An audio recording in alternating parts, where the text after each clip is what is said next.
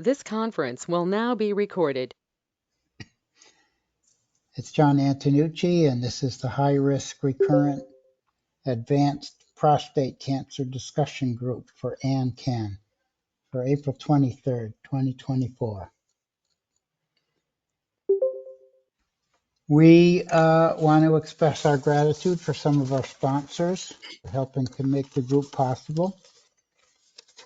And it's an ever-evolving list, but what I have here is, I'll pause after each one so Rick can tell me if they're in or out. Bayer, J&J, Good. Myriad Genetics, Good. Helix, Good. Blue Earth Diagnostics, Good. Foundation Medicine, Good. Sumitovent. No, that one's out, right? Eh. I miss anybody? No, you did great. All right. How about Novartis? It was Well, on we haven't the gotten update. we've got a signed agreement, but we haven't seen the moolah yet. And of course, the very interesting thing with Novartis, which some of you may not know, is that they just acquired the rights in a sort of licensing partnership to ARV-766, and we have 4 men, 3.5 men. Al will give us an update, but we have 3.5 men who are in that trial right now. So that could be an interesting drug coming down the pipeline, ARV-766, and if when it does, it will be through Novartis. And they sold it, by the way, because basically they didn't have the resources to take it through phase 3. Oh, okay. Yeah, good. Okay, new guys. This is a usually 2-hour discussion group where we focus on the technical and medical and side effects and treatment planning and navigation issues for men with advanced prostate cancer. And generally speaking, we like to welcome new members, give them time at the beginning, get a little of their history, see what we can do for them. And then we move on to all the yeses that you just heard, where people will bring up treatment issues. We've got some other interesting groups. If you're interested, one for veterans, if either of you are a veteran, and another one for talking about emotional issues called Men Speaking Freely. Let me start with Michael. Tell me, Michael, please, how old are you? I'm 64 years old. Can you hear me okay? I can hear you very well. Okay. And where do you live? I live in Green Bay, Wisconsin. Okay. I wasn't sure which group. I really kind of didn't fit in the others. For guys under, what was it, 40, 50? Under 60. We have an Yeah. under 60 group. Yeah, well, I'm 64, so I didn't. And then, anyway, so I thought I will come in and, let you guys ask the questions, and I'll try to answer as best I can and see if I'm, would be a good fit here. I have watched this on YouTube quite a bit, and it's been really educational, really wonderful. So anyway, I'm going to let you then. Let me see if I get your first name, John. It's John. So Yeah. let me ask you a couple of questions first. If you're not sure what group you're in, Okay. should be in, do you actually have any metastatic disease? Yes, I do. Well, that's all I have to ask. You're with us. I just wasn't sure, That Yeah. kind of may bounce me out, so I didn't know. No, I don't think we're going to bounce you out. It sounds like you have the membership card right there. Well, that's good. When were you diagnosed? Just recently, I had a biopsy December 29th of last year, and I was diagnosed January 3rd. And what did they tell you when they called you up and told you about your biopsy results? Well, I'm going to look up a little more here. Let's just say one thing is I was not very happy at all about it. I was really angry about it. But let's see here. You're going to be bringing back that memory for 23 guys, I think. Yeah, because I said to I started out with a urologist who I've had for some time, and I said, I can't have cancer because it don't run in my prostate cancer don't run in my family. So, well, he said, I guess you're the first then. That's kind of what he said to me. Hmm. Okay, now what was your question? What did they find? I think you asked. Yeah, Okay. Let's see. I'm trying you to haven't think. had surgery yet, right? No. Here's what. I shouldn't Uh, say yet, but you haven't had surgery, so the and then, biopsy is all we know about your diagnosis. There is no yeah, surgical pathology. I'm in the middle of radiology, right? Getting radiation right now. Okay, okay, I wasn't a good candidate for removal. What do you call it? To remove my prostate, um, because I have too many other high risk factors. okay. Okay. And anyway, they said mine was a fascinating case for some reason. I have Dr. Mu Lee. That's just At what you all, don't want to be, huh? yeah. And said I had a fascinating case. They brought it up in front of their board and all of that. I have a smaller prostate, but what I want to say, it's I've got how do we add that up? 3 + 4 is about 2/3 of it. It's got it broken down into the areas, but on the part that of my prostate, that is the lower end. Michael, can I just correct you? It's a prostate. There's no R in it. Oh, it's a prostate. Yeah. Okay. Um, the part of my prostate. Prostrate is what you are when they're examining you, but prostate is what we talk about. Prostrate. Is that how I say it? Okay. Um, Prostate, Yes. prostate. prostate. Oh, prostate. Okay. The lower part of my prostate has a very aggressive form of cancer to it, What's it and called? that was 4 + 4. With that, I did have MRI. I did have I forgot what the initials are, but a PET scan. What is it called? What's the initials before it? Um, PSMA? yes. And it showed that I had 3 metastases outside the prostate. Um, I think they said below the belly or just around the prostate. And it also that it around the prostate, what is that called? The capsule or whatever. Yes, the It, capsule. it and what is that called when it goes outside that it broke through or whatever? Extracapsular Yeah. So extension. yeah, so I also have that. And it's not in the bone or whatever. But like I said, what they're really concerned about was, the part of my prostate that's really aggressive. It's a really aggressive form of cancer. So I did. I wasn't, like I said, a candidate for prostatectomy, radical prostatectomy. Um, they were looking at that time radiation, hormone therapy before, and I take what is it called? Is it called hormone? It's ADT is the pill, right? ADT, It's or is that usually a shot, but yeah? there is a Yes, I get a pill shot form. once a month, and I can't think of the name of it. Lupron is one, but I get the one that's once a month is what I'm getting. So Firmagon? yes, from a gun.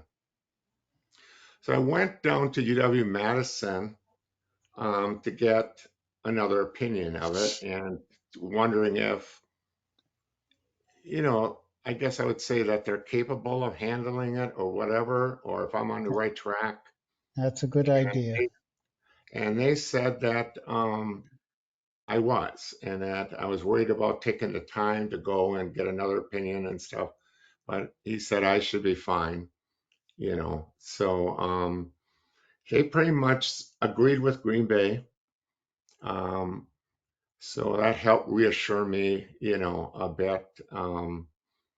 So I went forward with I also have a radiation oncologist, Dr. Rodi, and he seems pretty good. He's very knowledgeable. He seems excellent. I trust him. And then Dr. Lee, he is, let's see here. He's not only an oncologist, he is, what do you call a doctor that for blood? Hematologist. He's a hematologist and, oncologist is what he is. And he seems pretty good and pretty sharp. And he's Does like he happen to specialize, Michael, in prostate or genitourinary cancers, as far as you know? in prostate, I believe, but I'm not positive of that. Okay. How do you spell his last name, Michael? Let me double check here. I believe it's L-I. Yeah, Hello? it says Mu Lee, so M-U with a space and then L-I. So I just know him as Okay. Dr. Lee.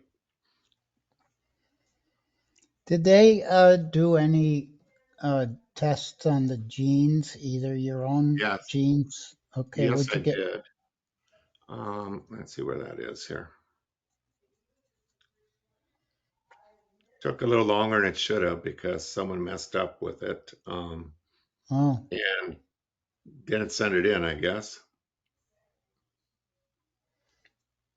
Anyway, I know what it didn't show.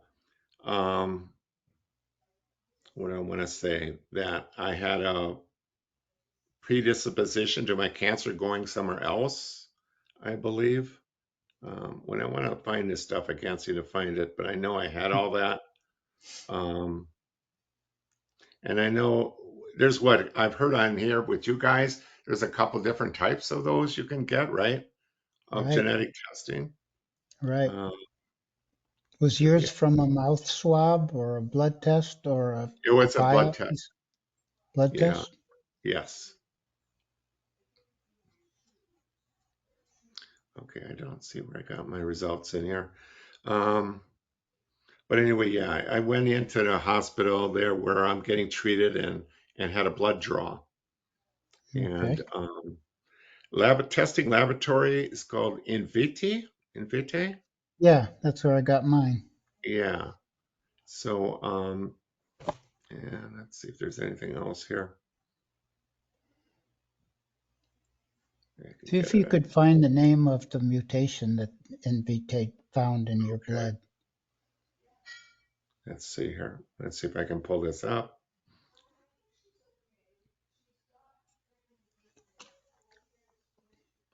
I don't know. I'm having trouble pulling it up here for some reason. So Okay. I'll get back Yeah, at the just next get back to you. By the meeting. way, if you ever want to talk to any of us off screen, you see in the Yeah. upper right of your screen, there's those two square boxes overlapping each other. Yes, I do. That's our chat. You can put a message in. You can put the mutation if you discover it in there. Okay. You can send to anybody or to everybody, however you want to do it.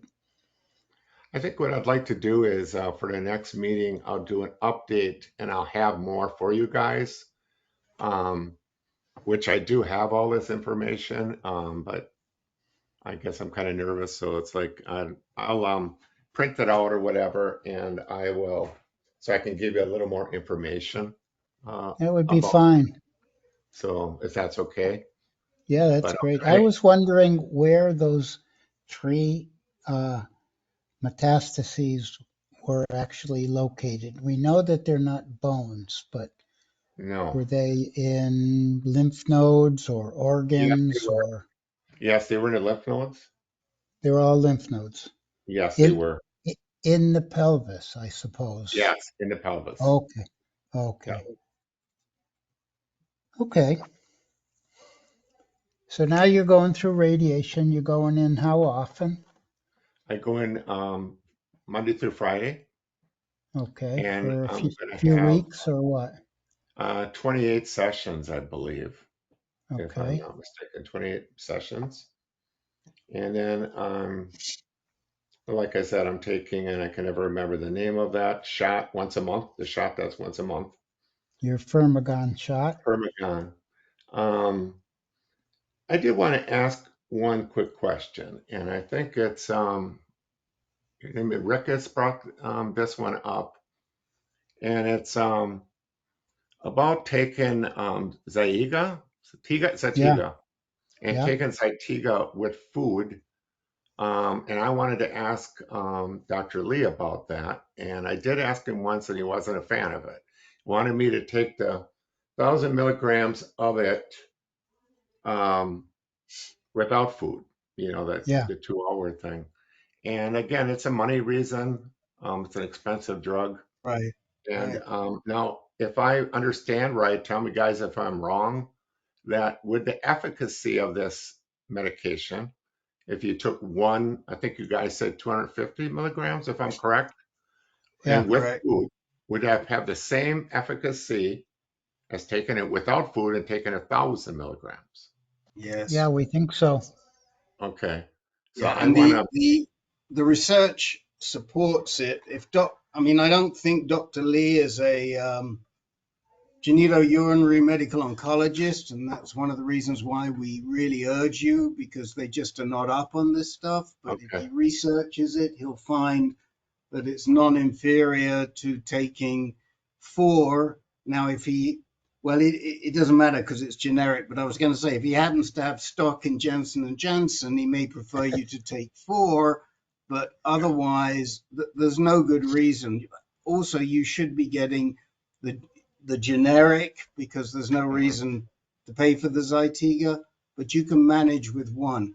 And we can, if he keeps giving you a hard time, we can give you the references. okay, There are people on this call right now who take one, and they take it with a low fat meal in the morning, and they'll talk to you about the maybe Dennis, you can send Michael a note with your email or contact details. You can tell him about how you take it, and there are other guys. What I am much more concerned about, to be honest, Michael, is this radiation protocol that you're on, which hmm, sounds like it's just 28 sessions of IMRT. Is that right? that's correct. Yeah. If it were me, then I would not be doing that, and it isn't. It's not considered to be optimal, especially with your case. What is Okay, considered to be optimal for, and this is standard of care. I'm not giving you medical advice, but this is standard of care for somebody with your situation. It would be either brachytherapy or SBRT, which is the cyberknife, the beam. okay, Usually, if it's SBRT, 2 sessions, maybe 3 sessions. Dr. Roach is doing 2 sessions, and then 28 sessions, plus or minus 25 to 30 sessions of IMRT across your pelvic girdle. And okay, it's not too late to get the sessions to your pelvic girdle. It may be too late to switch from IMRT to SBRT, but I'm also really surprised that Carbone didn't point this out to you, because Carbone has some very good radiation oncologists, and we would have said to you, had you come in before you started your treatment, to sit down and talk to these guys about what is the current gold standard. Okay. And that is SBRT plus IMRT plus 18 to 36 months of hormone therapy. It depends on the radiation oncologist. Okay. Is it too late to like uh, go back to UW-Madison, or Mayo Clinic is a little farther away, but not, not that far, from where I Yeah. am, you know. So is It's it too never too late? late to switch teams. Yeah, No, that's what I was gonna I get.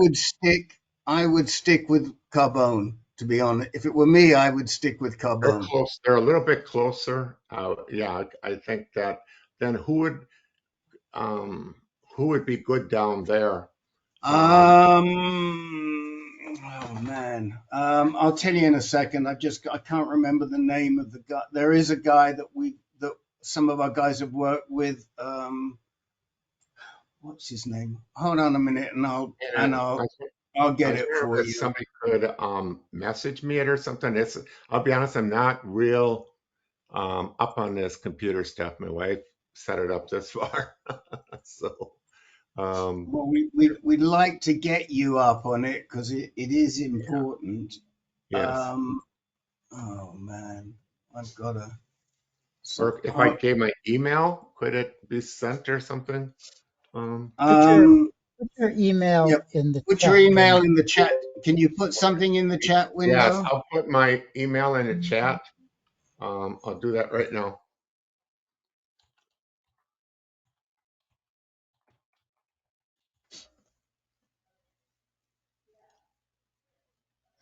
Are you a veteran, Michael? No, I'm not. Okay.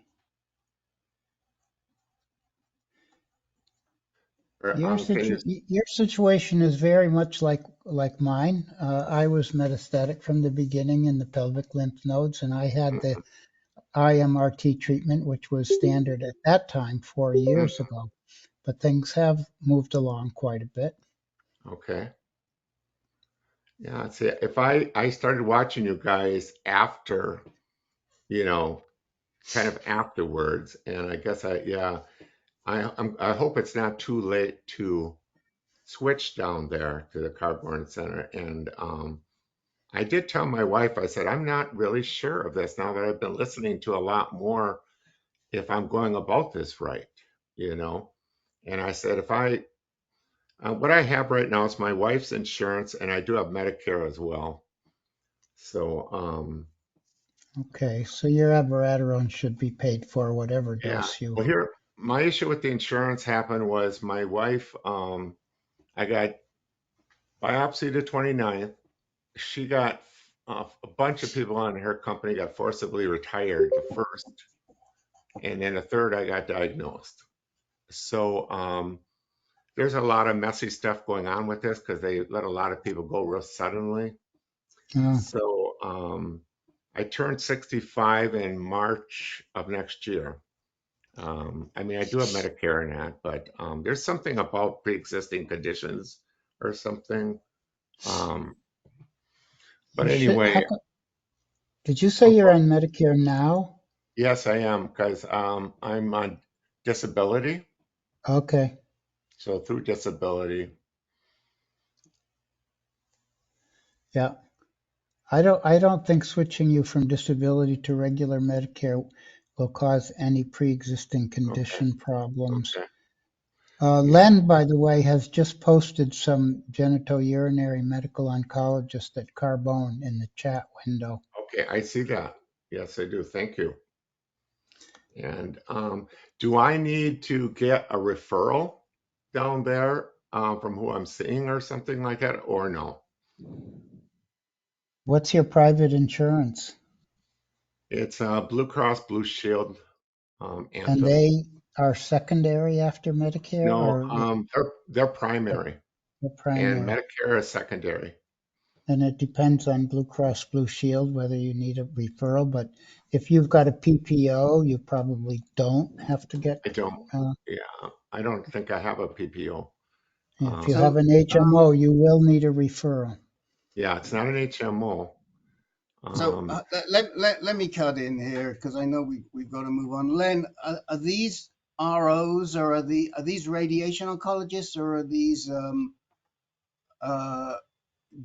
genitourinary medical oncologists? Because I don't recognize any of them. The guy for the Joshua Lang is the medical oncologist that you want, for sure. But the RO, I'm looking to see who the RO was there is one really good radiation oncologist there, because he was looking at doing SBRT across the pelvic girdle. He was doing a trial, Okay. and he was Dennis McGuire's doc. But if you need a medical oncologist, I would definitely say Joshua Lang. He's really good. Okay. And Lang, and he would go about things differently than what I'm doing now, you know. Well, maybe, I don't know that he'd go about anything particularly differently with your hormone therapy. He wouldn't give you a hard time about. He would not give you a hard time around taking abiraterone in the morning. Mhm. The radiation oncologist, here's one, Floberg, Floberg. I think that was the guy who was doing the SBRT. Okay. Floberg. Len's three names might be good. I just don't know them. No, Okay. no, Rick, sorry about that. They are all radiation oncologists. They didn't make that clear. I just clicked on a link for GU medical oncologist at Carbone, and those three came up, but they're all radiation oncologists. Okay, Okay. I think I've heard of Zhao, but I'm pretty sure that it was Floberg was the guy that was doing that trial, and I think that Dennis, could rest his soul, liked him. We try to send you to people who we've gotten good feedback on. Okay. So I would look, assuming he's still there, and I don't know that for sure without looking it up, but assuming he's still there, I would look for Floberg. I would go Could for I Floberg. could I ask for that spelling of that name again, please? Or Floberg. okay, got it. Okay. Okay, and keep an eye on the chat window, because I'll try and I'll check and see if I can get a link for him right now. Okay, that'd be wonderful. Thank you. Yeah, he's an Before, MD, PhD. before I Yeah. finish up, Michael, I would just like to first find out how you're feeling physically now that you're a few months. And I also wanted to find out about your social support system, if you're married or, who you've I'm got in your corner. I'm married and I got a terrific wife who is solidly in my corner. Um, this is my first cancer support group. I guess I guess I just had some issues with computer and whatnot, but my wife will help me out with that so I can get better at that. She's done this most of her life, where I worked in a factory and whatever. But so I know she'll help me out with that. But I do got and I've also got a really terrific small church support group I've got there. They're just like family. But Okay. I definitely need this as well. The problem with that group is, like I said, I need people who are going through or have been through, what I'm doing now, where I'm at now. And that's what I think this group is wonderful and full of really good information. So, and I want to make sure I get this taken care of right the first time. Yeah. That's what I'm Yeah. worried Yeah. about. And Yeah, just my and I last question. Oh, go ahead, Rick. I think that's why we're urging you to say go see somebody like Floberg, because if in Okay, fact you're not getting enough radiation right now, how many sessions have you had of the 28? let me see. 8 or Roughly. 9. It's like 8 or 9. I think it Okay, must well, 9 now. I think. by the time you get to see him, you're probably going to be well into it. So he's not going to be able to do much about that, but he may say, no, you need more radiation. Hmm. You should be radiated across your pelvic girdle. And I think that's the biggest issue. We've put his name in the I chat see window. that. And what's your email address, or put it in the chat window, please? Okay. It's my name. It's all lowercase. So it's Yep, Mike. It's Mike McCabe. Mike So McCabe. Yep, M 60 at yep. hotmail.com. Got it. Okay, so we'll make sure you're signed up for reminders, and Okay. we'll Thank add you. you to that Men Speaking Freely, because I Okay. think you do good in that group. Right, Dr. John? Yeah, yeah, Am I welcome. s- am I still welcome in this group too? Of course. Okay. I didn't know. Yep. You can Okay. even bring your wife if you want. Now, Okay. Yes. before I go, do any of you guys have any comments or feedback from Michael? For Michael, I did see Jim's hand go up and then down again. Anybody have anything to say? And then I'll go on to the next new guy. John, I wanted to point out that right now Janssen happens to make a generic version of the Zytiga. I Okay. have taken it, and I've taken theirs before it was generic, and the cost is like, ah, it'll take your breath away. But I had a coupon, so I was lucky. Okay. Thank you guys for all the help. Thank you. I appreciate it. Alfredo, uh, could you unmute yourself? Got myself unmuted now. Okay, welcome to group. Thank you. Very interesting. How old are you? I'm 70. And where do you live? Oh, you live in Texas I'm in somewhere. Texas. Okay, that's good. We've got a favorite doctor in Texas, unless you found your way to her already. Okay. And Good to tell know. us about when you were diagnosed and Well, what. I'll try to do the short version and just sort of hit the highlights. Yeah, thank you. A long time ago, I had a normal PSA, and regular primary care annual exam. And so let's say back then it was 1 or 2 or 3, something like that. And my PSA slowly rose up to about 6.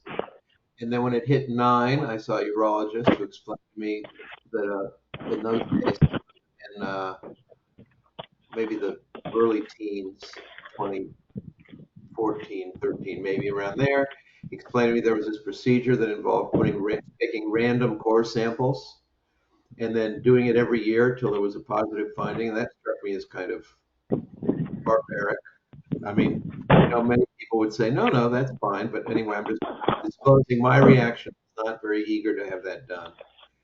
And then I happened to, because of some consulting work I was doing in Galveston, I met the chief of radiology there, who does, he's an interventional radiologist, so he can put catheters all over the body. And when my PSA finally hit 23, I said, let's do your thing. So what his thing at that time was to put a catheter into the prostate while you're lying in an MRI machine. And in real time, he sees the image. And in real time, he turns on a laser and basically cooks the tissue that looks abnormal. So I had that done smack in the middle of COVID in 2020.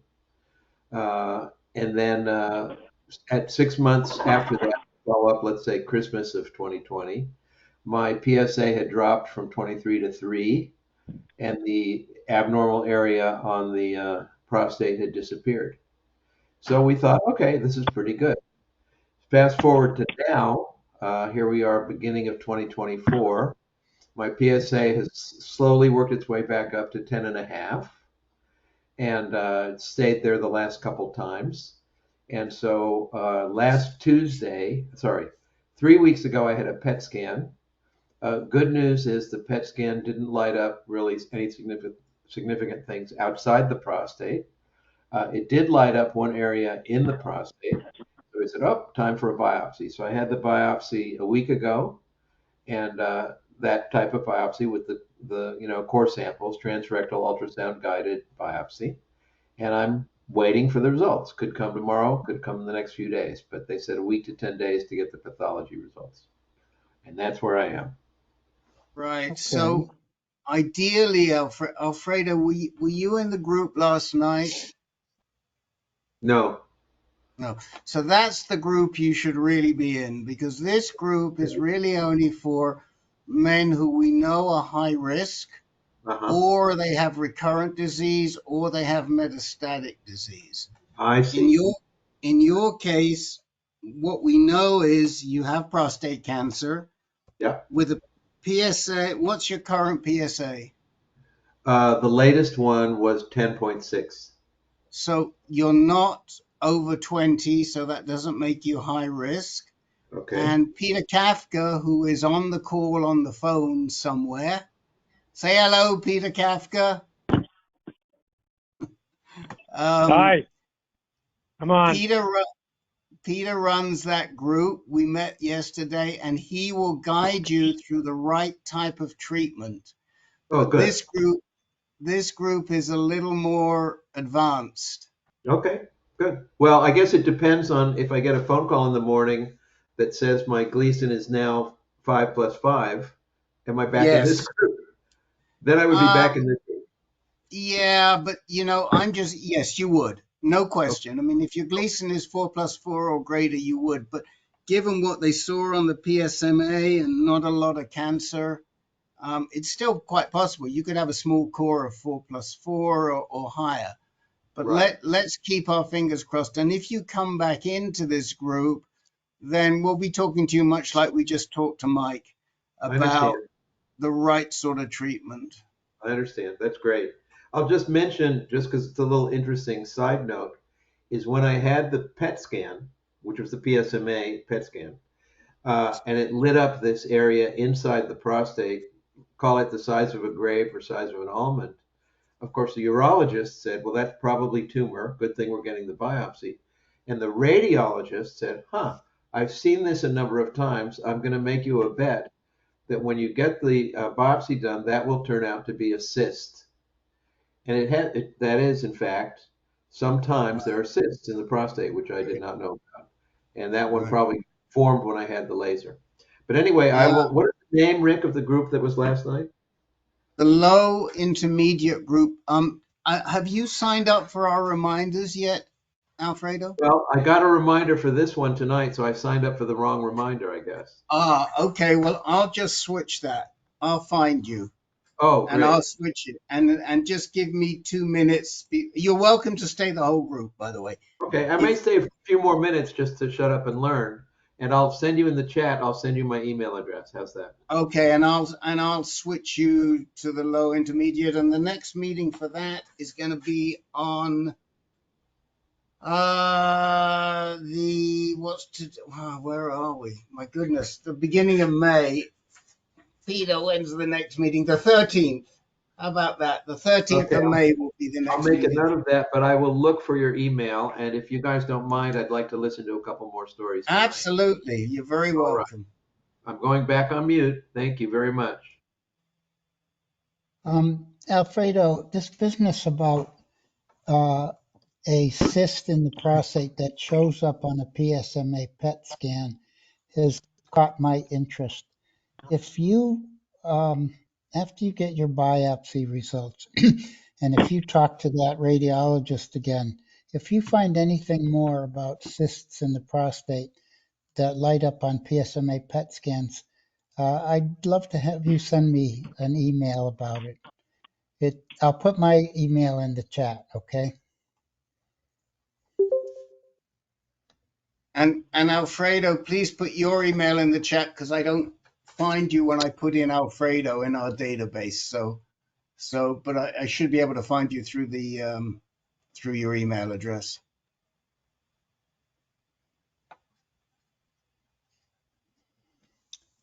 Uh, Is Jim Kubat in the house?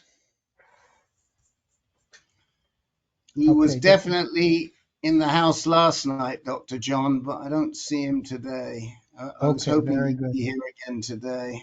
I just wanted to make sure he came to one of the groups this week. So that brings us to Peter Monaco. Hello, good evening. Hi. Yeah, I have a quick update.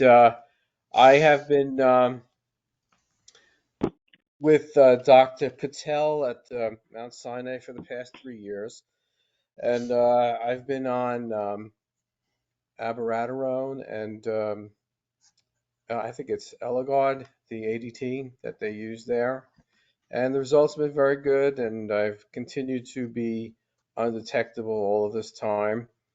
I saw Dr. Patel on Friday for my 90-day checkup, and he thinks it would be appropriate for me at this time to switch to a monotherapy model, namely Nubeqa, and he got me approved for it. I can get it at no cost, and I'm excited about going to a monotherapy treatment because let's face it, when you're on the two of them continuously for as long as I've been, it kind of gets to you.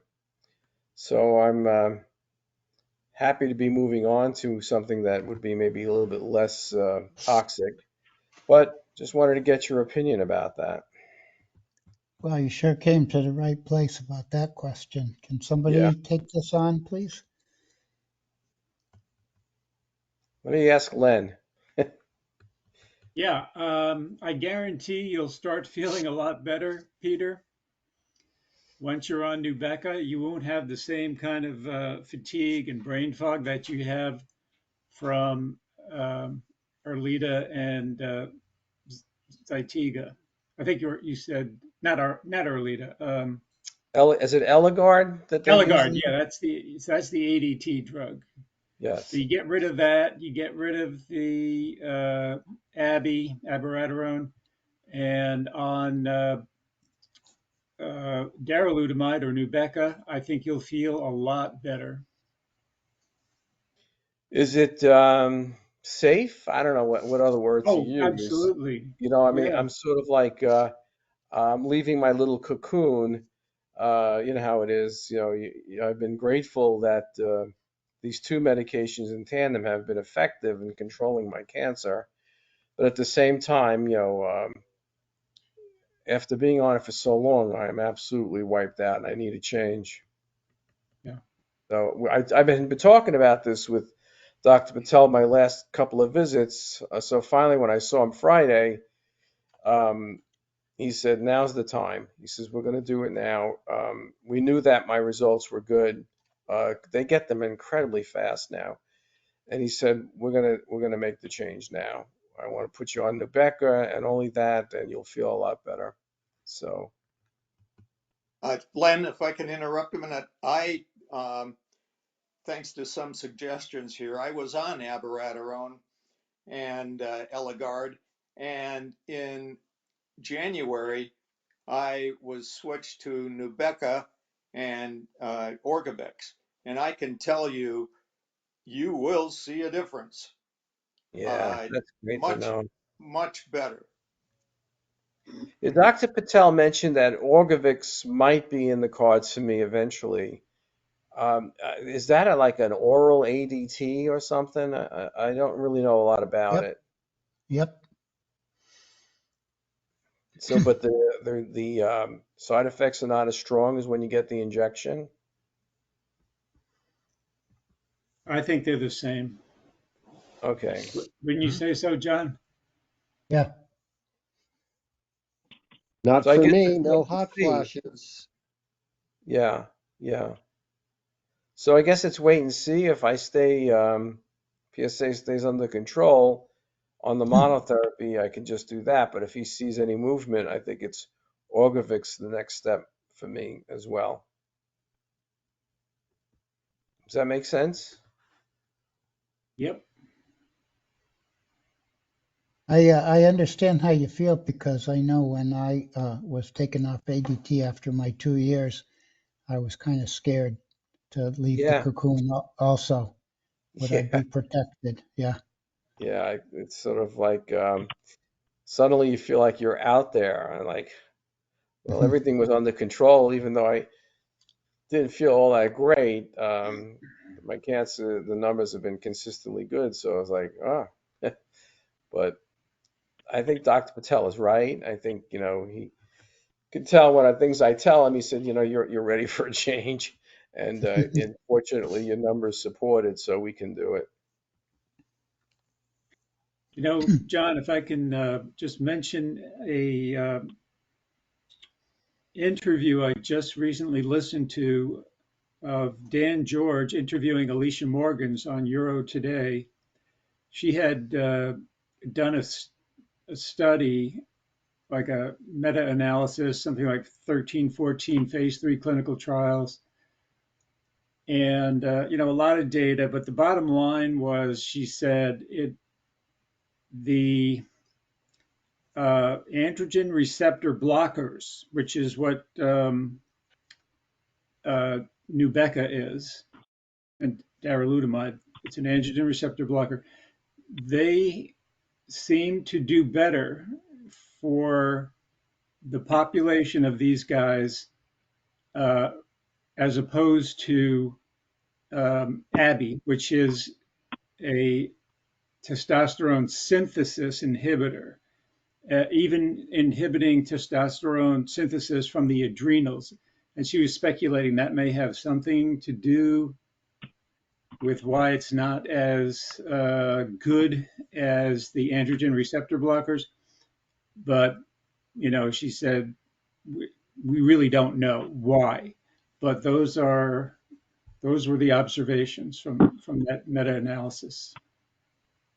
Interesting. Well, that's all I had, and thank you for listening. Appreciate the feedback. Les, I've got you next on the list. Oh, Peter, let Peter Monaco come back Yeah. and tell us how much better you feel, because Oh, we're all putting money on the fact that you're going to feel way better, and I think we'd all like to hear that. Len, I'm sorry, Alexa called me right in the middle of that. Who was that meta-analysis by? Alicia Morgans. She was Okay, interviewed by Dan George. great. Okay. And Yeah. and I think before you move on, Dr. Jim Marshall has his hand up. Yeah, I just noticed that. Les, let's see what Jim has to say, and then we'll get back to Yes, you, okay? Peter, did he discuss possibly taking a treatment holiday before this? no, he did not. I don't know if I'm really a candidate for that. I have a Gleason 8 and a couple of bone mets in my spinal column, and I think he probably feels that's too risky. The last Okay. time I took a break was 3 years ago after 15 months on ADT only, and then my prior oncologist, you know, took a break, and within 3 months, my PSA went from zero to like almost 2, and that's when I had an Asman scan, and that's when the Mets were detected. So I don't think he wants to take that risk with me. Well, I mean, your disease demographics are such that, and your pattern is such that you are definitely a candidate, but you may not want to do it. I mean, that's could be your preference, but I think you'll find that there are people with comparable um, disease demographics who have gone on there. When was the last time you did a PSMA? Was it 3 years ago? I don't know that I've ever done a PSMA, Rick. I did an Axeman scan. Or an Axeman, yeah. So, That was I mean, 3 years ago, and I maybe think if a it little was longer than that. Yeah, I think if it was me, I'd ask for a PSMA scan as well, and I'm I'd sure he see would what do was up. that. What's that? What he did say, which was, promising, I guess, was looking at my history, which has been since 2015, how readily my cancer responds to hormone treatment. It's almost instantly. And he thinks that's a good sign that I'm hormone sensitive, and that's why he's willing to make this change now, I guess. But he thought that was a good sign that, Well, I mean, you're going to feel way, way better than going on the darolutamide. But if you want to push the issue, I think Jim Marshall raises a really good option, but it's your call. And I think that having not had, and since you're making a treatment change right now, having not had a scan for a long time, it's probably a great idea to have a PSMA scan at this point in time. but you That's can't what I take would that. do. Can you take that when you're in treatment? Like if your PSA is undetectable, can you get a PSMA scan, or you have to wait? Well, the thing is this, that if you've got Mets, they're going to show up. Okay. So you can always argue that you don't have a high enough PSA, so nothing's going to show. But the fact Right. is that there's a difference. The level of the PSA is different if we're looking for Mets versus if we know we have Mets. It's a different situation. Right. If Right. if we don't know that we have Mets or not, we got to wait for that PSA to get up to a certain level, that threshold, which is what they tested when they were looking at the usefulness of the PSMA scan. But if we already have Mets, then my feeling is that if it comes back and doesn't show any Mets, it means that what you had before is not there anymore. Oh, right. So now you're negative. In other words, that Axumin scan, had you had a PSMA, would have shown up, but you didn't have a Right. PSMA at the time. So even if you had, even if you had zero PSA, if the Mets were there, the Mets are going to show up. So we should really be concerned about PSA levels when we're looking for Mets for people who don't know where the cancer's coming from, I see. don't know where the PSA is coming from. Right. That makes Do, sense. do, do you see that difference, that nuance? I do, and I will ask Dr. Patel for a PSMA test. I don't think he would decline it. He's not that type of guy. If I told Right. him I wanted it. And if he turns around and says, well, but your PSA isn't high enough, your answer is, well, in that case, it's going to come back negative, and we're going to see that the Mets went away. Which would be great. Right. Right. And then why is that important? Because it puts you in a different frame of mind if you decide you want to take a treatment holiday, Right. which Right. you're going to monitor closely. So you're not going to be getting PSAs every 6 months. No, if you're on a treatment holiday, you'll get PSAs every month or 6 weeks, and you monitor it closely. And if it starts to creep up, then you respond. But it gives your body the chance to recover. Yeah, that would be nice to get off it completely. It's a different ball game when you're not on this stuff. John, just a quick question for Peter. When was your last Eligard shot? Well, it was a little over 90 days ago. I was supposed to get one this past Friday, Len. I was in New York for my 90-day Right. checkup, and it was at that. Normally, I have my consultation with him, and the last thing they do is give you the shot. So you go, you get your labs done, and then you wait to see Dr. Patel, and then you see him, and then you wait some more for the labs. And while I was talking to Dr. Patel, he was able to see the labs come in. And while we were talking about my potentially taking this semi-holiday, and that confirmed it to him. So I didn't get the shot when I left. So the last one's was about, I guess, 95 days ago, 98 days ago. Yeah. Okay, good. I just wanted to make sure there was a washout. Otherwise you might not feel any different from the Nubeqa. And I already sensed that I feel better after not getting the shot on Friday, which I would have. So it's just like I'm feeling better already. So Okay, good. Ah, yeah. Are there Okay, bad Les, side effects for Nubeqa? oh, Like, is it okay. not any different than the usual ADT side effects. okay? But Nothing, less. nothing really unique, will come up. Right. Les, But let the me hot flashes get you aren't going here. as Thanks, the hot everyone. flashes aren't as bad. Oh no. They're Go ahead, okay. Les.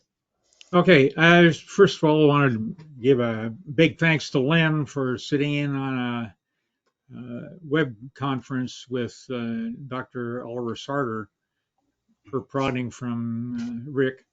All the stuff they were talking about was way over my head, so I really appreciate Lynn's intervention there.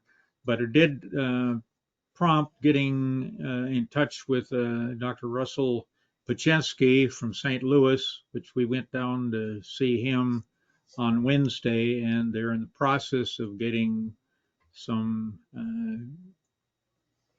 different things organized as far as getting into the clinical trial.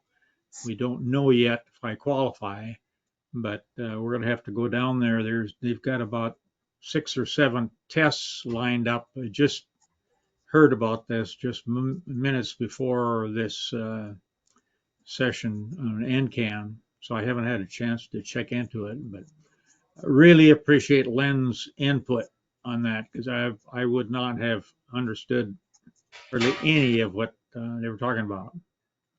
So thanks again, Len. That's it. Len, can you tell us what the clinical trial is, please? Well, trying to think now.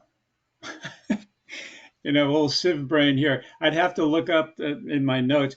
Um, I emailed all of you guys and gave you a summary of it. Maybe, hopefully, you remember better than I do. And has Ben with us? No, not off the top. I'll look it up. I'll look it up and I'll put it in the chat. Okay, it's the number is the ARX 517. If that means anything, probably not. Well, that might help Len. ARX 517. Yeah. Anybody know the ARX 517 trial? Dr. Bob, I saw you were on. Do you know ARX 517? It's an Ambrex. ARX is Ambrex. Yeah. Yes. It's a ADC. That's what does ADC stand for again, Len? Antibody drug conjugate. That's it, antibody drug. It's an antibody drug conjugate. I remember what it is. It's an antibody drug conjugate that's attracted to PSMA and it carries an antitubular on the other end. Right. Yeah, that's it. Right. So, Yep. So an antibody drug conjugate, which is kind of a bit like It's like docetaxel, same mechanism, but it's their own proprietary chemo drug, basically. right. But I was going to say an antibody drug conjugate is a sort of a molecule, a bit like with a radio with lutetium, where there's a payload on one end and it's attracted to the PSMA on the other end. Yeah. Although I don't think that's exactly what the ligand is for the radionuclide, but it's a similar concept. But the payload in this time is is something more like docetaxel than nuclear Right. therapy. Cytotoxic. Yep. Cytotoxic. Thank you. Jimmy, Guitar Man. Wake up. Mhm. I'm here. I'm here. I'm a little sleepy. Yeah, I'm good. Hello, everyone. Just a Because you Especially, second, can't John. sleep at night is why you're sleepy. I'm not sleeping. Yeah, I'm not sleeping Ju- much. Just, just one Yeah. second, John and Jimmy. Did anybody have any questions on ARX 517? I'll put it in the chat. Is this anything similar to what Dr. Bob is doing?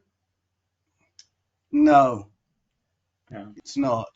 What Dr. Bob is doing is a androgen receptor degrader.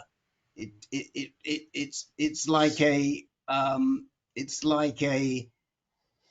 uh, darolutamide or enzalutamide on steroids, right, Dr. Bob? Sort of. It destroys the AR rather than block it. Right, right. Goes to the next step. So this is really something completely different. And if I can find a yeah, here we go. I'll put a link in from the NIH in the chat window so you can all read about it. Yeah, the phase 2 results were surprisingly good. Heavily treated patients, and over half of them had a response. I believe might have been a greater than PSA 50, Right. response, which is incredible, and very low toxicity.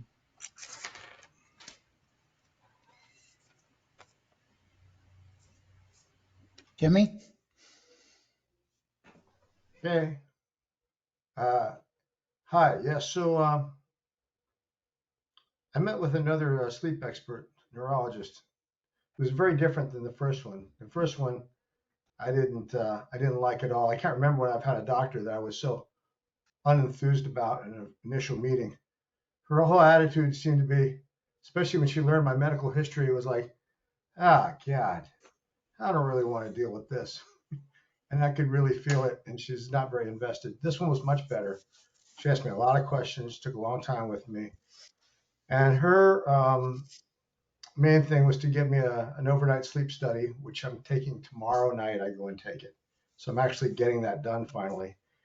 And this is to rule out, of course, apnea and restless leg syndrome and other things that might be associated with my poor sleep.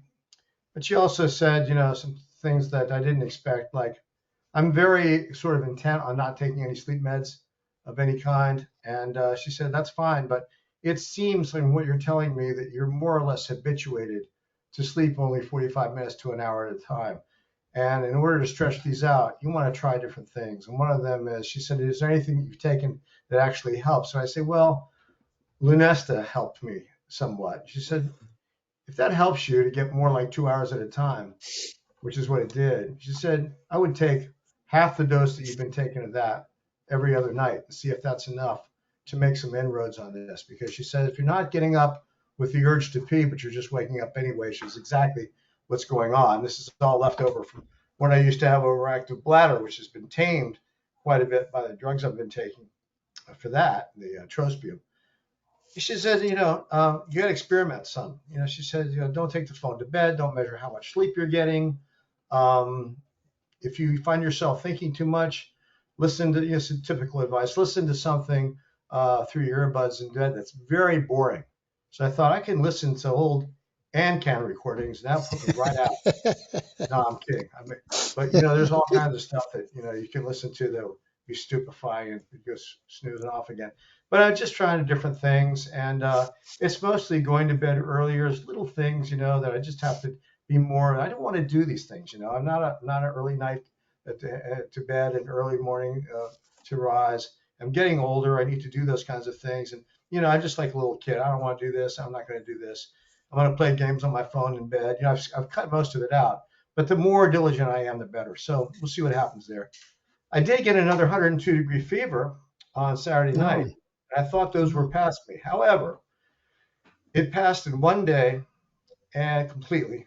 And I am starting to theorize and making a connection that no doctor, of course, would make, is that, I used to be such a hydrating type of guy. I was a competitive athlete and runner when I was younger, and I've always stayed in shape. But ever since I got this disease and, all the things that come with it, and especially having all the overactive bladder and the nighttime frequency, I just started, cutting down on the liquids more and more and more. And I find that whenever I've had these fevers, it's almost always been around when I've had a long night on stage. So I have a long night on stage, and I always do the thing that I used to laugh at people for: carry a huge vessel of water and not drink any of it. I used to call them hydration posers.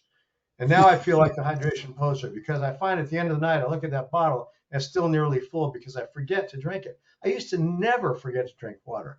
I would wake up in the old days and, I would drink 32 ounces of water before I would even have a cup of coffee, like it was nothing, because I was moving so much. And of course, I didn't have this disease. But anyway, I'm going to see if staying hydrated does a little bit better. You can always cut your fluids down later in the day. So all that stuff, I'm pretty sure will all work itself out, because in the end, I don't have any problems. I mean, I am so fortunate. April this year marked 3 years since full return of testosterone that I don't have any evidence of disease. I have undetectable PSA. My health, other than the sleep deprivation, is very good. My life is wonderful. Sometimes, as I say, I don't even feel like I belong here with y'all, but I know that I'm extremely high risk and, always will be. But that's really about all I have to say, except one thing I wanted to throw in. Dr. Jeff was talking about the calcium coronary scan, and of course, Jim Marshall was talking about going up the stairs and feeling that. And I just was thinking through all of this that, you know how enthusiastic I am about exercise, but what I'm also enthusiastic about is the tech that has made monitoring your exercise so much easier and less expensive over the years. And a heart rate monitor, if you can have one, they're not expensive. And when you're out exercising, if I'm out walking, I mean, I'm very grateful and I have worked hard, but I'm in good enough shape that if I'm walking for exercise on flat ground, like in the city, I have to walk like I've really got somewhere to go to even get my heart rate up above about 110. If I'm on a bicycle, and I don't ride a bike much, I know one thing about bike is that if I want to, I can take it real easy on a bike on flat ground if it's a good bike. In a gym, if I'm on an elliptical or a machine like that, and I see people in my gym do it, they sit there sometimes and they're doing using such a slow pace and with such little resistance, they're on there for an hour and they don't break a sweat. So it is possible to be doing something that you consider to be exercise, but maybe it's not getting it. Those are extreme examples. But I like to know how I'm doing. I stay in heart rate zones. I do different types of training, and to be able to just look at my phone, or if you wear a wristwatch or a Fitbit or whatever, to be able to know where you are when you're exercising, I think is a really big deal. And if you know where you want to be, if you know your numbers, know what you are, then you don't have to be surprised or not be informed. As Dr. Mark Moyad said, one of my favorite guys, he said, if you don't measure it, it doesn't exist. And I think when it comes to exercise, it's a really big deal. So I'm going to leave that one alone. I'll leave all my stuff alone. That's where I am, and I'm doing better than 99.9% of people on the whole planet. So I'm good, and I'm always happy to be with you all. Thanks. Thank you, Jimmy. Any comments? Anybody? Oh, I think Jeff has a comment. Yes, Jimmy, have you ever tried CBN gummies to help you sleep? I don't know what CBN is. I've tried CBD oil, but I don't know if CBN is the same product. So CBN is a different cannabinoid directly related to sleep. It's not CBN. It's a variant of cannabinoids, but it is, for me, it was an incredible gummy. Put me right to bed, 15 minutes. That sounds good. I have to ask you the direct question. Is it in a class that of cannabis? You can buy it over the counter. There's no restriction on it Well, at all. nowadays it seems like you can buy as strong as cannabis as you want over the counter. So I'm not sure that answers my question, but I understand if it's not in the class, if it's in the class of CBD where there has to be a below 3% or something like that, then I can take those. But It anything that is. Yes, is it it? is. Okay, all right. I'm Yes, just making sure of that because I don't yes. take any cannabis. I did my time with cannabis. I'm not doing that anymore. Yeah, But it's below the level that you mentioned. CBN, Yes. I will look into it, and I'm willing to try anything that helps until I can wean myself off of all of it. As you all know, if you ever have sleep deprivation, it's not easy. Yeah, just not easy. So I just want to take the chance for those of you who did not read the reminder, and for those who listen in who haven't read the reminder, I really would like to direct you to a post we made this week in the advanced high risk recurrent advanced reminder about marijuana, use of marijuana, and the risk of cardiovascular events like stroke and heart attacks and more. It was really quite stunning. It comes from an article that was in the American Heart Association Journal in February. There's also a reference. It was written up on heart.org, their webpage, so it's in an easy to read form as well. But depending on how you take it, what your gender is, and other different things, the risk can be anywhere between 25 to 40% versus the general population, increased risk. And I did not know that. And not that I'm a marijuana user, but it did shock me. And I don't know if any of the docs on the call want to make a comment on that. I see Dr. Jeff and Jeff Marchi have their hand up. But Go ahead, Dr. Jeff. Dr. Jeff. Oh, I'm sorry. Mine was up to just ask Jimmy that question. Oh, okay. And Jeff Marchi? Yeah, just a couple of things related to pot.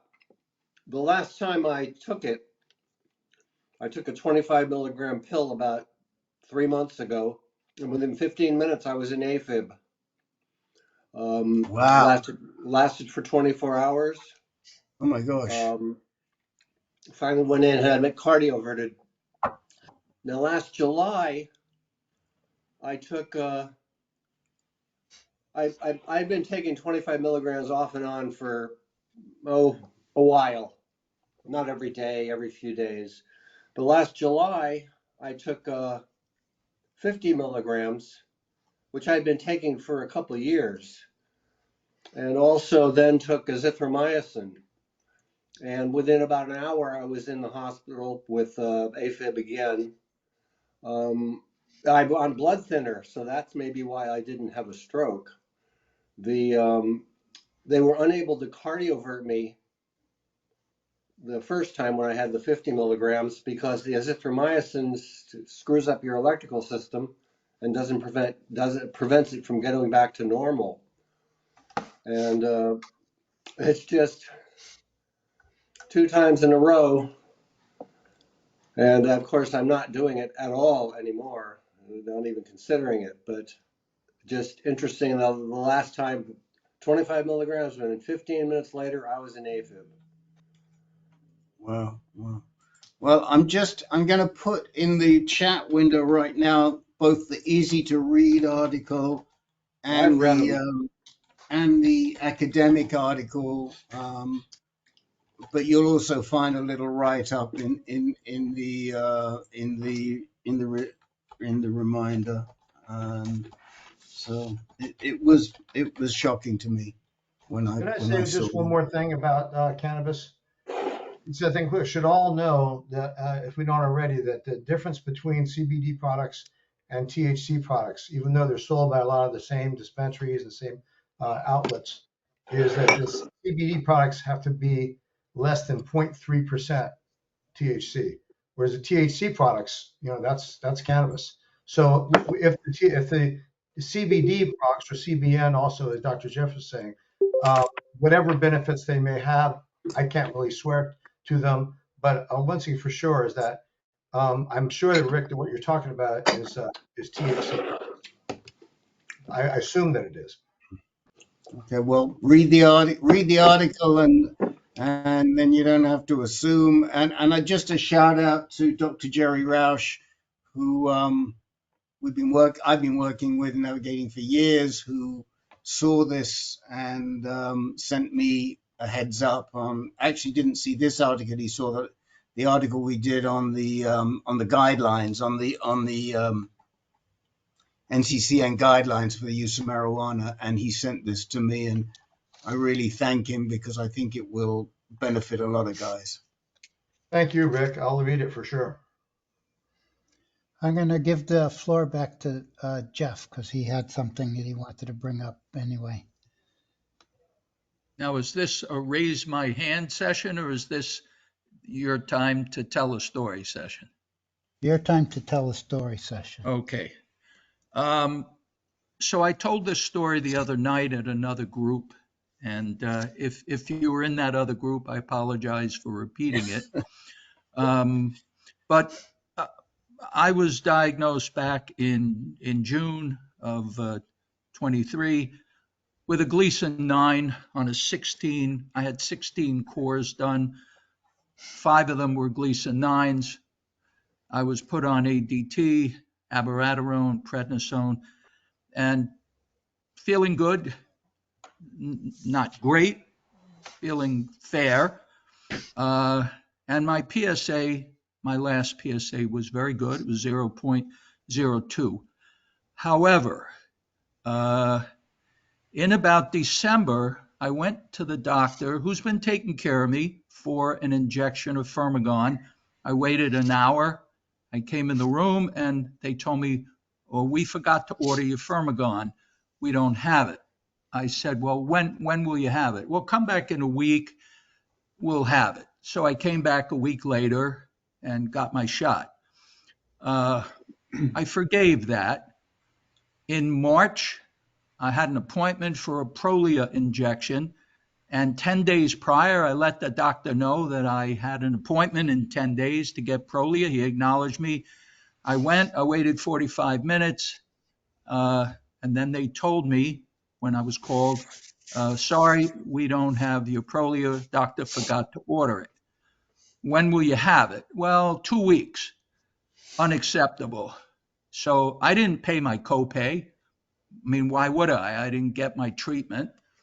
And I went home. I got on the phone with my insurance company, with the specialty farm, and they guaranteed me they'd have it in his office on Friday. If he signed the paper, he did. And then I called to make an appointment to get the shot. And they told me, well, he's going to be in France for 2 weeks. He won't be here to give it to you. So you can see him in 2 weeks. I said, you guys are nuts.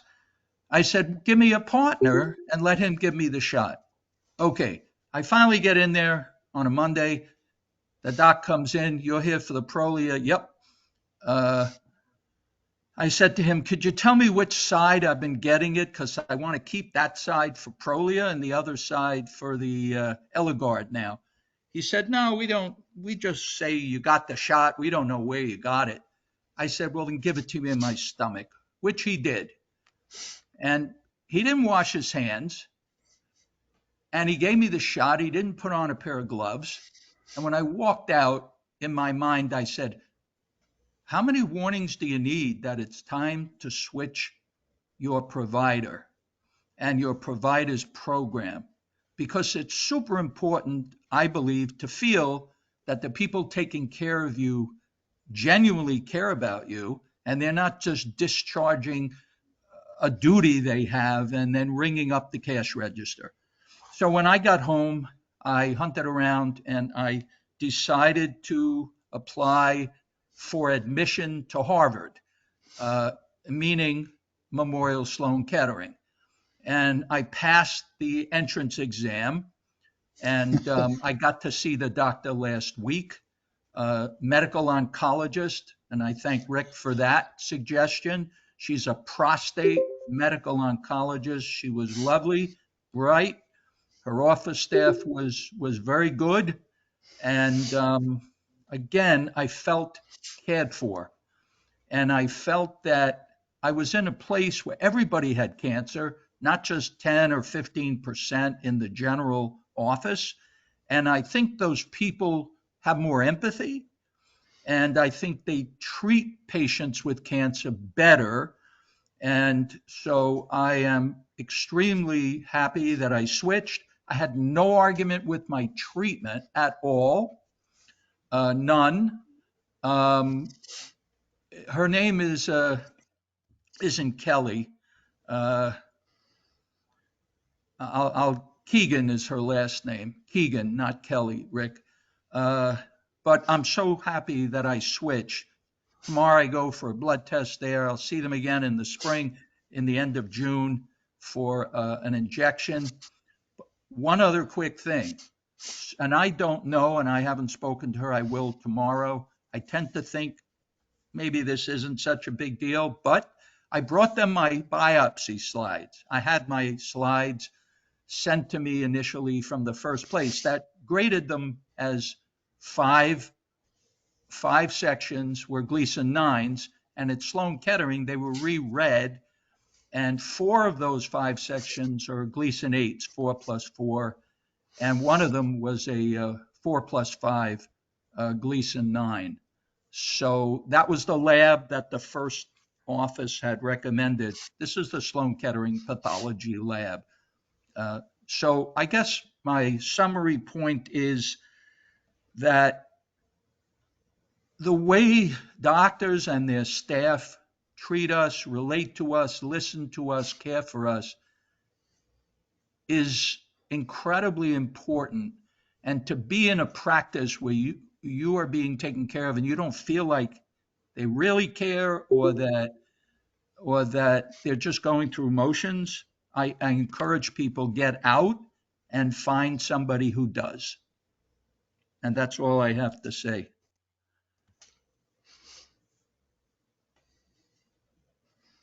Thank you. Comments, similar experiences, suggestions? Dr. Jeff, where were you going before MSK? I'd rather not give the name of the center, but it was, they do treatment and they do radiation under, and so I got my radiation, my 48 sessions under that same roof. But at this point, I don't want to just expose this, what I consider bad treatment. And believe it, Len, they billed my insurance company for the visit. They sent me a bill for my copay for that first visit. And when I called them, they were like, well, you saw the doctor. Yeah. What a privilege. Yeah, you really got to lean on these people.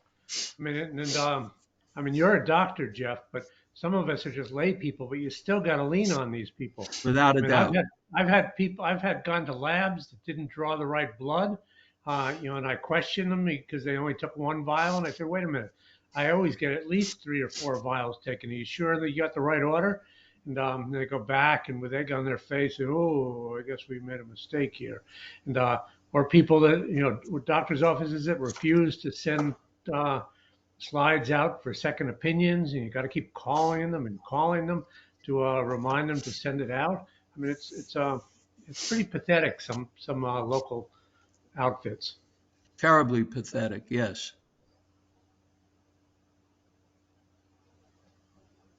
Al Latimer, could you? Can I just say, Dr. Jeff, we wish you every success at Memorial Sloan Kettering.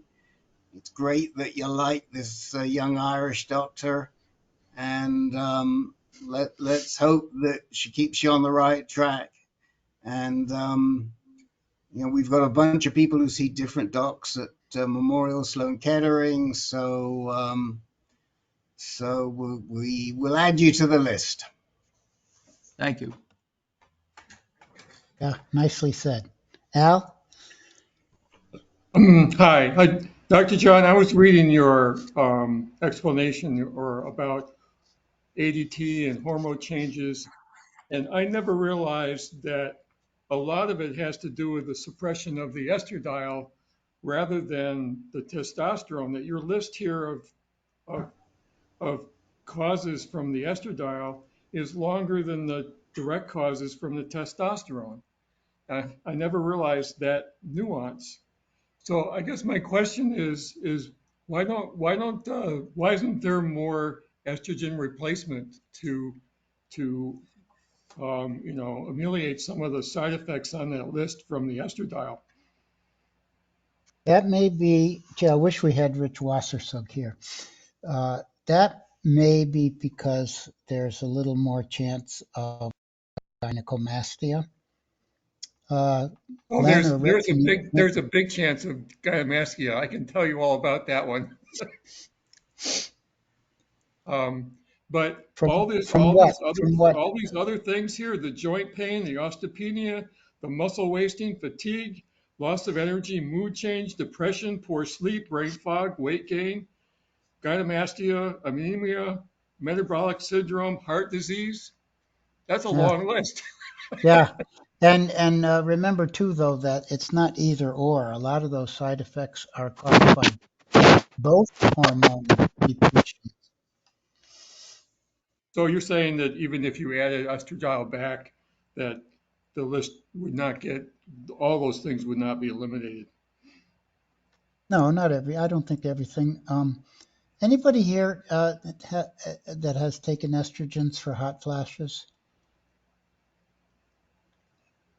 Well, Okay. I take estrogen as my primary ADT, Uh-huh. and I have for, I don't know, more than 10 years. Yeah. And I can tell you, I don't have a lot of those symptoms on that list. Well, the gynecomastia, yeah, that was awful, but that was fixable. Um,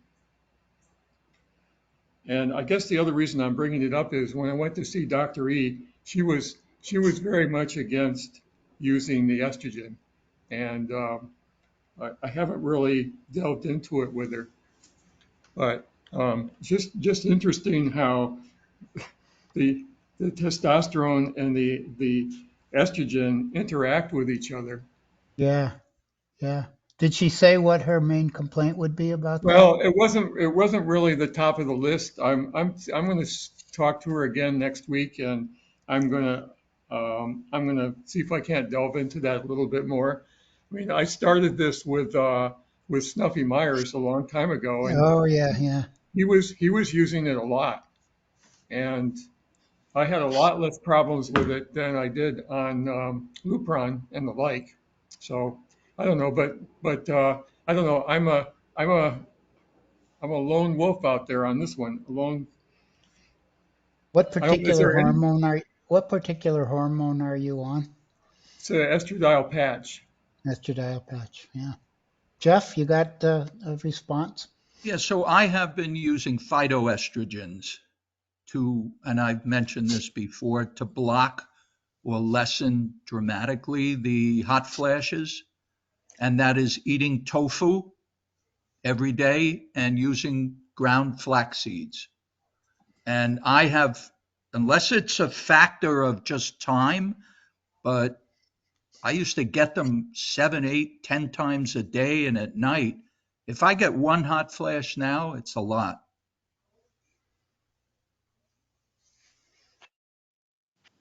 I dropped. Depo-Provera sure stopped them for me. Yeah. It's So you're still on ADT also. Yes, I'm on Yeah. injections and abiraterone, but I find that just eating a tofu box every day does the job. That's great. Well, anyway, Dr. John, I just wanted to comment on that. Yeah, thank you. I dropped a hint about this estradiol, this fetal estrogen. And there was a study about a year and a half ago using this drug both for prostate cancer and for hot flashes, and it did quite well. I don't know if anybody's going to follow up on that study or not, but there may be a promising estrogen treatment for us in the future. John, Hi, Gary. hi. At the moment, I'm not on ADT, but for I've been taking and am still taking estradiol patches because of the problems with the weakness in my bones. Uh-huh.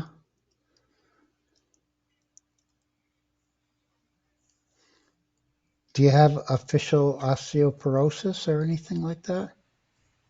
Well, officially, when I fractured the vertebrae in 2021, that makes you osteopenic. Um, if you have that kind of an injury, but apart from that injury, um, I would be osteopenic still, Mm-hmm. but not with osteoporosis still. What effect do you think the estrogen is having on your cancer or your side effects of your cancer treatment, if any?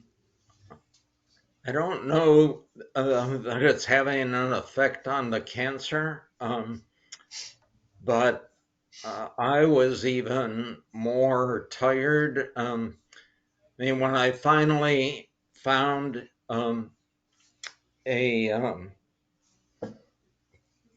now I'm blanking out on it, a hormone specialist, endocrinologist who had not done this therapy before but was willing to try it. I not only had testosterone that was close to nothing, but I had an estradiol that was close to nothing. And Mm-hmm. that is, that just leaves you very vulnerable. Mm-hmm. Well, Thank you. Dr. John, the estradiol sent my testosterone to zero as well, but my estradiol levels, I'm told that I'm a pregnant female, so I've got plenty of that.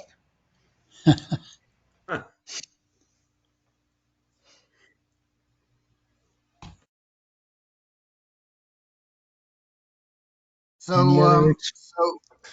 Uh, Doc, Gary, do you want to just update us on your progress in getting into the, sorry, not Gary, Al Latimer, forgive me. Do you want to update us on your progress in getting into ARV Well, 766? I've talked to them last week. I sent them all the records yesterday. They acknowledged they have them. She said the doctor was going to review them and get back to me. Now, I don't know exactly what the time frame is on that, but it's in process. Great, great. Well, we wish you luck. And since we have Dr. Bob here, Dr. Bob, how are you feeling on the ARV 766? Excuse me. Minimal side effects, maybe a little fatigue. My pain has gotten a lot better, and at 2-week PSA check, PSA dropped 50%. So still has a ways to Wow. go, but early results are good, but I'm not getting my hopes up too much because I've seen that and seen it climb right back up. So, but so far so good. So what Bob, did it go from to, Bob? It was 133 to 66. Okay, Mm. great. Mm. So Excellent. I'll take the win when I can get it. Yeah. I do have 2 AR mutations, and I was told by the trial nurse that they have a patient with 2 AR mutations who has done really well. So it seems like the more mutations, potentially the better it works. Yep. Yeah, that's good news. It's good news. I mean, we now have we've got Mark Finn is trying to get into that trial. Dr. Bob, Al, and there's somebody else as well, but I can't think who it is off the top. But There are other AR degrader trials out there as well. Yeah.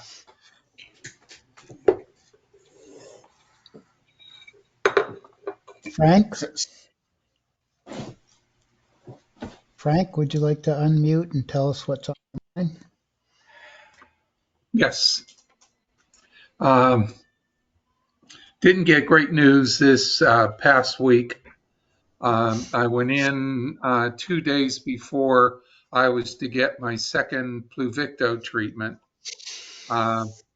and did the PSA blood draw, and then met with my oncologist, and the PSA did not level off or start to go down.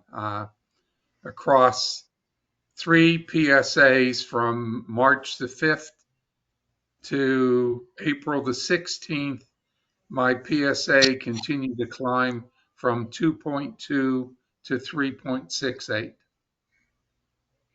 I had severe muscle fatigue,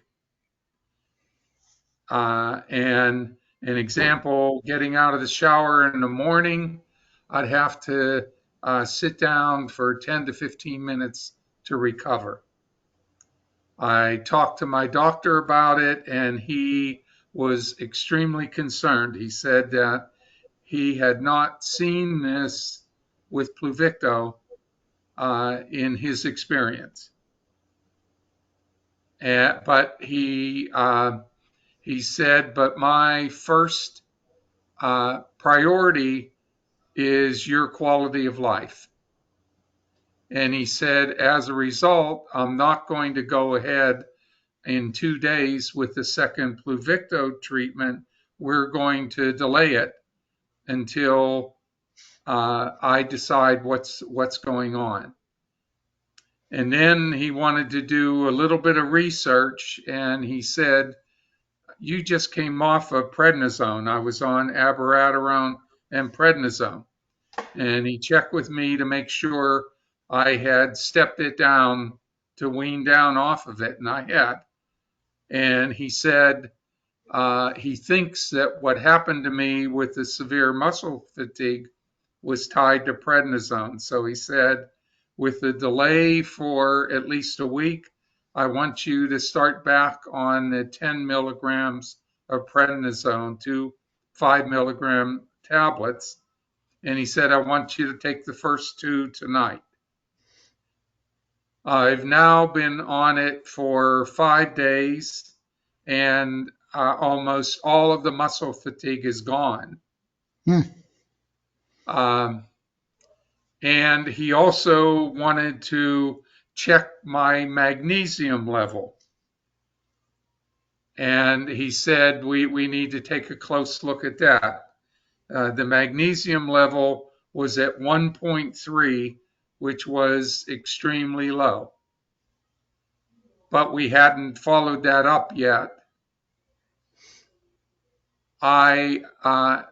He called me back and said, I want you to come back in to see me on Thursday of next week, which is this week now.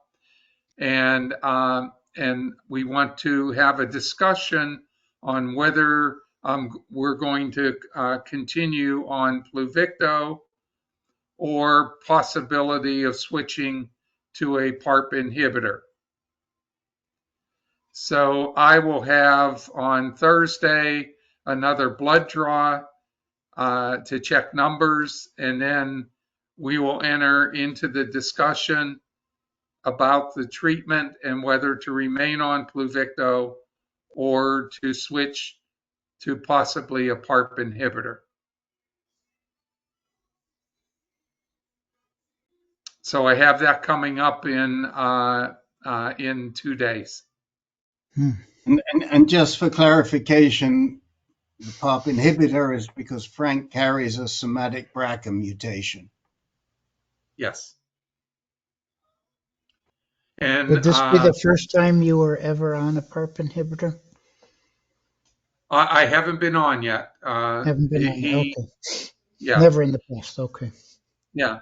And he also said, just remember, if we would start the PARP inhibitor and that's not successful, he said, we can go back on to Pluvicto if that is needed and if we feel that it might be useful.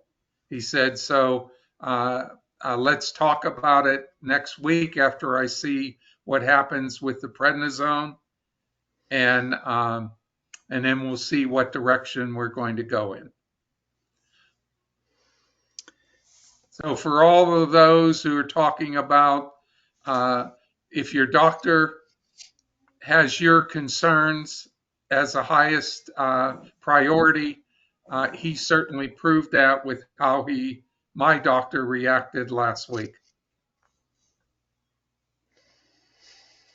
Just one comment I had. I don't know.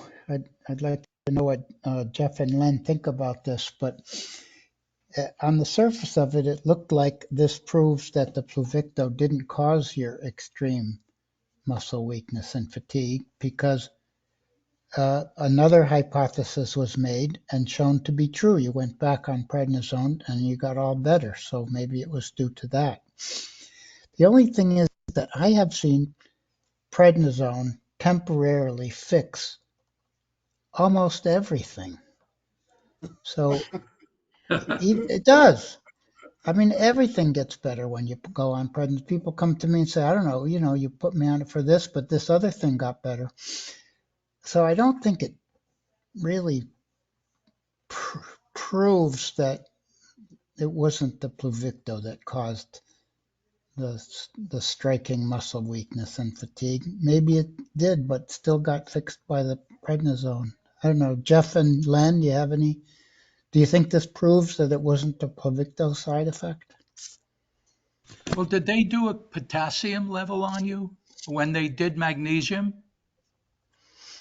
Yes. And how was your potassium? It was within the normal range.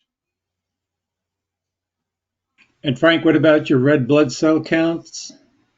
It was all within the ranges that I've had for the last 2 years. Okay. They weren't surprised about that. And John, I went through, Dr. John, I went through the same thought process.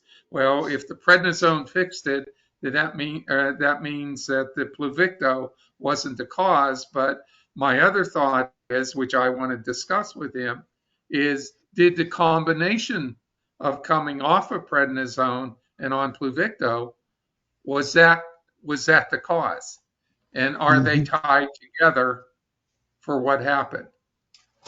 So we have to discuss it and see what he comes back to me with for the reasoning.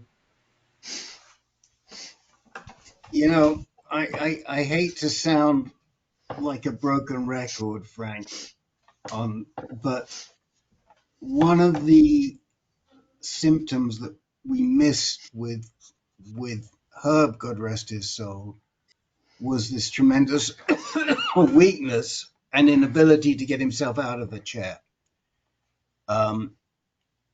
which sounds a little bit similar to you trying to get out of the shower and just having to sit down for 10 minutes. It was that type of fatigue. And when I discussed it with Dr. Munster, she said, the doc should really be picking up on that, because that is a clear sign of neuroendocrine. I think she said and Addison's. And It she is, mentioned right. that again, and Addison's. That's And she correct. mentioned that again to me. We had another discussion around, I won't say what, but it came up again. So I would love I really would encourage you, we don't want to see it, but if your disease is morphing, there are treatments that are available, but you've got to move really quickly. So I would have a discussion with Dr. Mortasavi as to are there any tests he can run? And there are tests. Len, I always forget them, but Len remembers them, so I'm okay. There are tests they can run, and let's just make sure that there are no signs of that morphing starting and rule it out. Because as you've heard me say, on my watch in AnCan, I'm not going to stand by and see another guy, us miss this when we could have seen it. What are the either Dr. Jeff or Dr. Jack or Dr. John or Len? What are the blood tests that could be run? Pomegranate A. Neuron-specific analysis, synaptofistin, chromogranin A, you mentioned. And of course, DLL3. Yeah, but you can't get a DLL3, Len. It's Right. not DLL3 is only available if they're running the trial in that lab. It's not commercially available. Right. Can those tests be put in the chat window? What I should ask for? Yeah, I'm going to do it right now, Frank. Okay, thank you, Len. I want to check in with John Ayo, see what he has in mind tonight. Hey guys, I haven't talked to you guys in a while because I'm kind of new on this journey. I did my PSMA PET scan back in December 1st, and unfortunately found that it had metastasized bones, lymph. At the same time, I was having a lot of pain in my right leg and my right hip, and I'd had a hip replacement there 3 years ago. So my RP was May of 21, hip replacement in August of 21. So at the time, my PSA was about 1.7 when I had the PSMA scan. So I got on Nubeqa as a monotherapy starting January and middle of January. Actually, before then, I was doing some other natural things, and my hip pain went away. I was taking hydrocodone and fentanyl patches, and it was really bad, but then eventually the pain just went away, and it's been gone until about a week ago. So what's been happening is, Nubeqa, my PSA got up to 2.1 of like 4 days after getting on Nubeqa. Then it went to 0.5 in the early February, and then end of February it went to 1.04, and then end of March 1.6. Meanwhile, all the other blood markers, my alkaline phosphatase was high, it got up to 917, then it went down to 384, and then it went down to 232. So all the other markers besides PSA are in range now. Red blood cells, white blood cells, all that stuff. But the PSA is going up and this pain has returned. It's not as bad, but that's the question for you guys is that something that you have seen? Because my PSA, I'm not sure how it links in. I had my surgery in May of 21 and monitored PSA for 2 years, and it was less than 0.1, so we just monitored. And then it went up, and, this is the high, it's not the highest. 2.1 is the highest it's been. So that's where I am today. So Nubeqa is a monotherapy.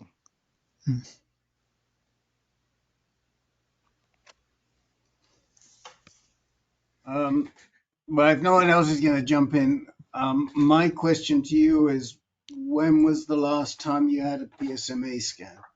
So that was December 1st, my one and only. And it didn't show, and it showed, what did it show? It showed metastases to the lymph and to bone. Lymph and the prostate area, bone, sorted places all the way up in almost into my cervicals. Okay. Was there, when you did that in March, was there metastasis in your hip? So I've only had one PET scan in December. And Right. it did have some metastasis in the hip area, yeah. Because I thought about doing radiation and I was actually scheduled to do it, and then the pain went away. So this is just a suggestion, not medical advice, but we've seen it enough times before that when the PSA resumes, and in your case, the Darrow on its own isn't holding, so it's not enough, that um, it could be correlated with the hip pain. Yeah. And I think that what I would be doing is asking my GU medonc for another PSMA scan and seeing where the Mets are, and if the hip, if there's pain in the hip and it is bothering you, to consider some spot radiation. Okay. Well, the other thing that's on the horizon is Orgovix. I have it, I just haven't taken it yet because we wanted to see if the Nubeqa would do it on its own. So I don't know. Again, the question is about the pain and the PSA correlation. Do they usually link one for one? Does pain come and go like this? Guys, Who's anybody had want to bone, take that one on? who's had bone pain, bone mets? And if there's anyone here who has bone mets and bone pain, how well does it correlate with your PSA? I mean, my bone pain has gone down greatly as my PSA went cut in half. So just Mhm. one person's experience.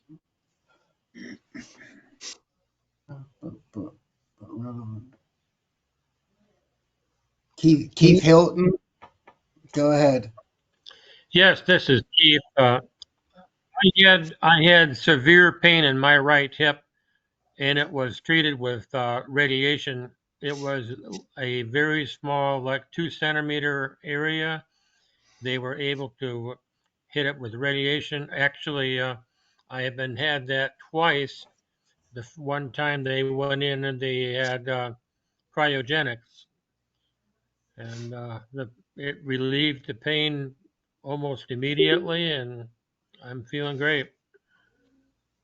Good. Well, and so what do you guys think about, I mean, just the PSA hovering around 1.6? Is that the fact that it's gone from 0.5 to 1 to 1.6, that, because initially Dr. Wong, my oncologist, said it could be what's called a flare of die-off that's causing the PSA to rise, because I've only been on it for 3 months now. Anybody seen that?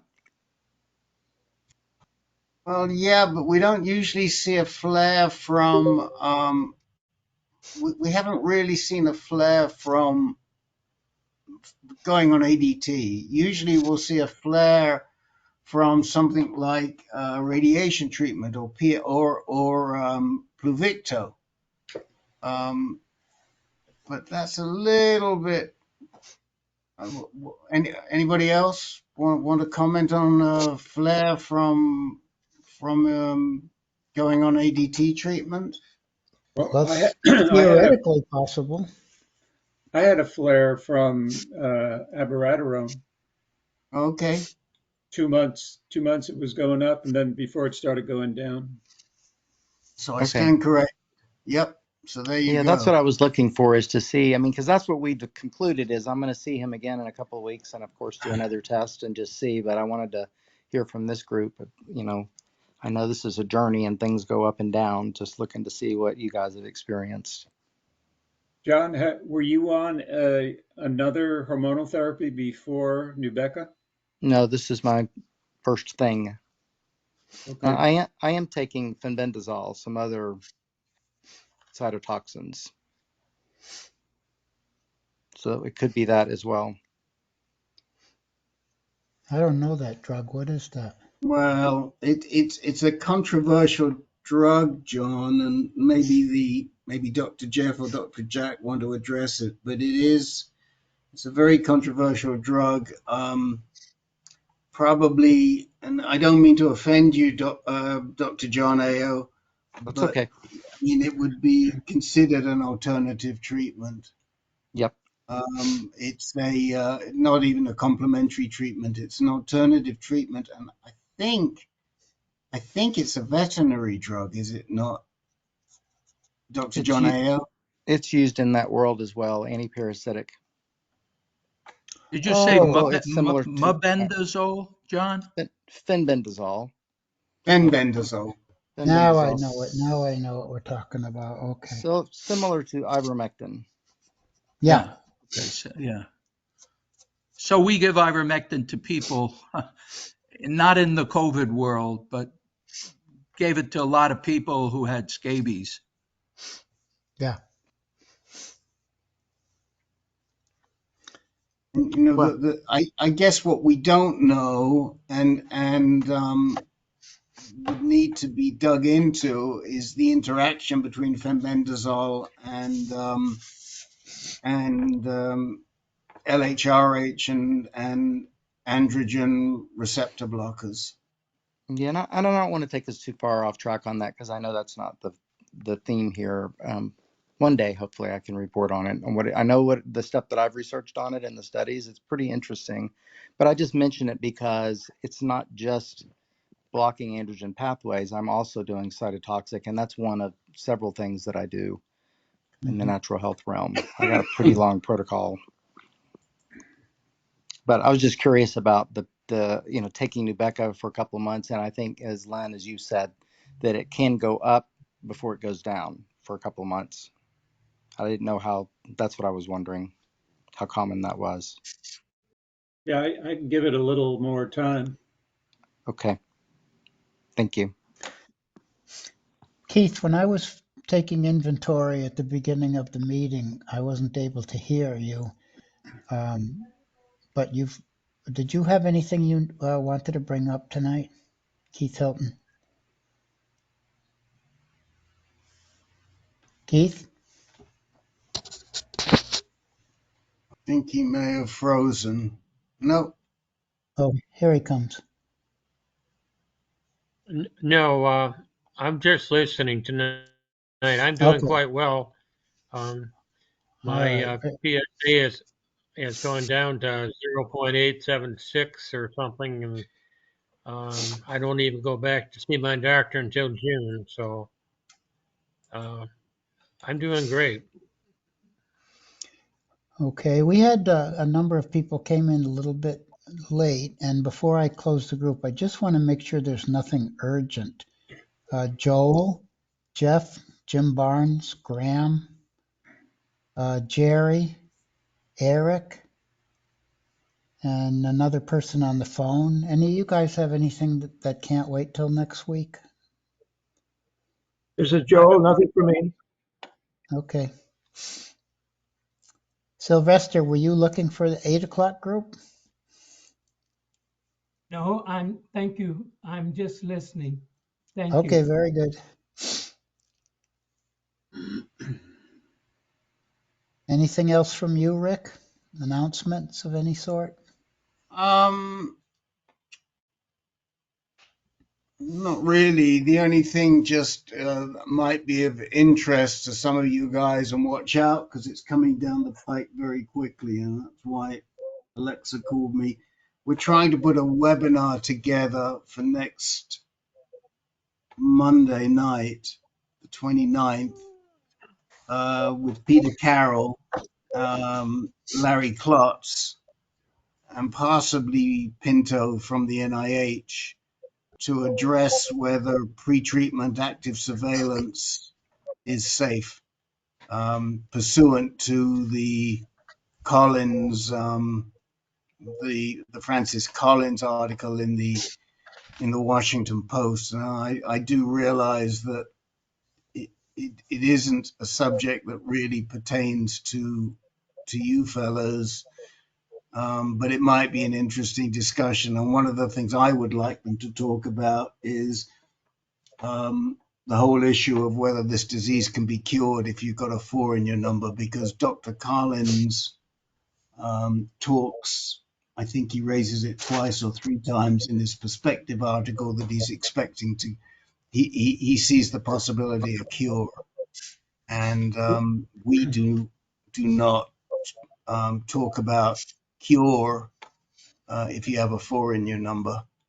So anyway, that was the only thing.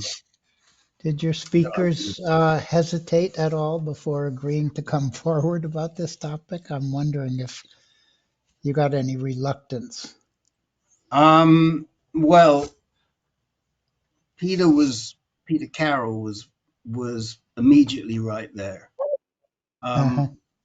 Klotz has surgery that day, but we're waiting to hear from, and we haven't heard back from Pinto. It seems, our feeling is that anybody who, and I should add that both Dr. Carroll and Dr. Klotz curate their own active surveillance cohorts. And any doctor who curates an active surveillance cohort, including Dr. Pinto, I would think would be very eager to come on and try and sell the fact that active surveillance is a safe treatment. I mean, we actually asked our guys in last Wednesday's meeting, and over a third of them put their hands up and said they were not comfortable doing active surveillance based on what happened. Yeah.